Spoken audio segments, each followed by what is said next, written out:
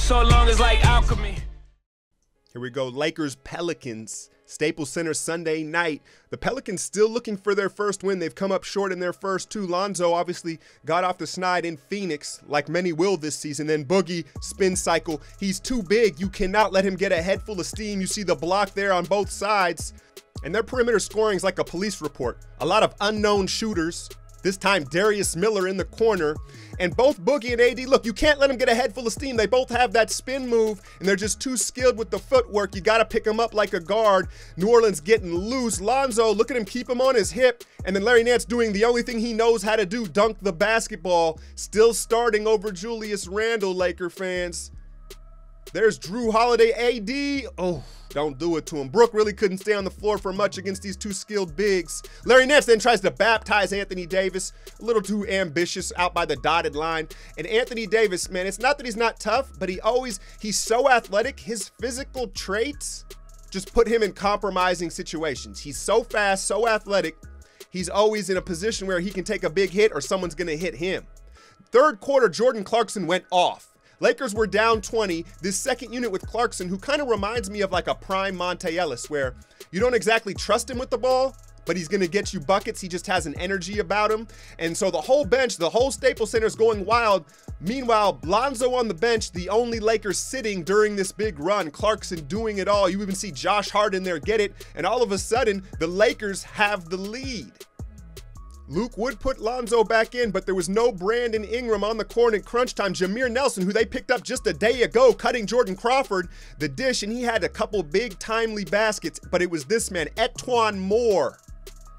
19 points on 8 of 9 shooting, came up with bucket after bucket. Then they fall asleep. KCP in his debut, 20 points, and he's going to give them a much needed toughness and scoring punch. Played very well for them. But there's Holiday, Dante Cunningham. New Orleans out executes this young Laker team late. Lonzo only 3 of 13 from the field.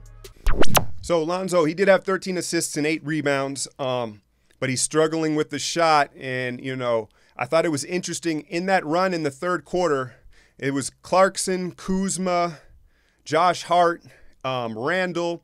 I think that the team right now is deferring a little bit too much to Lonzo, especially like in transition. It's slowing them down. He's kind of, at times he's playing middle man, where it's like, if Kuzma sees an outlet pass, make the outlet pass instead of passing to Lonzo and then he makes the outlet pass. It really gives the defense an advantage in time to get back in transition.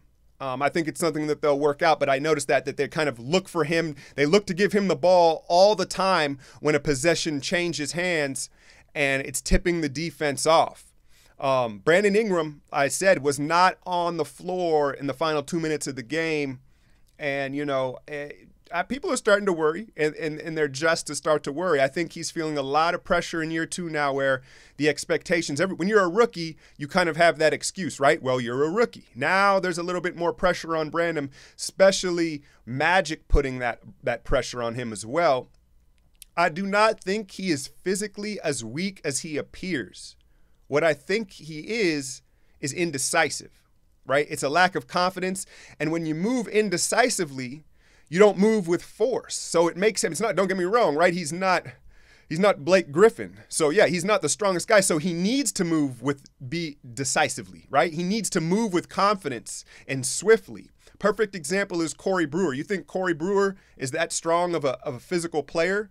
Not really, right? But he moves so decisively and swiftly that you never say to yourself, oh, Corey Brewer's overpowered or he's not strong enough, right? It's because it's a mindset and it's a decisiveness. And I think when Ingram gets more decisive, it's when he's going to take off. I'm not ready to give up on him yet, but it might be a bad idea for Luke to dial it back and kind of, you know, sit him on the bench. There's nothing wrong with that. What else happened? Bogut contributed pretty well, you know, in a few minutes, shot blocking and kind of directing traffic. If he can stay healthy, I think it'll be a huge help to this young Laker team. Touching on New Orleans and getting their first win, I spoke about it a little bit. Anthony Davis, we all know the only real knock on him is his health. And I don't necessarily think that he's gotten a lot strong. I don't think he's fragile or that he's not a tough guy. What I was talking about is he's so athletic. A guy that size and the way he moves so swiftly, he's constantly putting himself in compromising positions where he'll take a big hit in the air, he's sliding over, he gets to places and shocks guys. Therefore, they hard foul him or there's a nasty collision. And unfortunately, that's just going to be something that follows him throughout his career just by, it's like your strength is your weakness. His gifts also put him in great danger.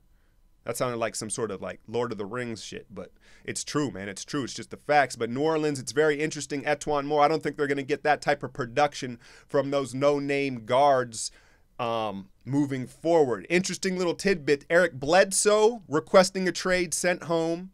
I saw a little meme about J.J. Redick just looking very disappointed with the process already.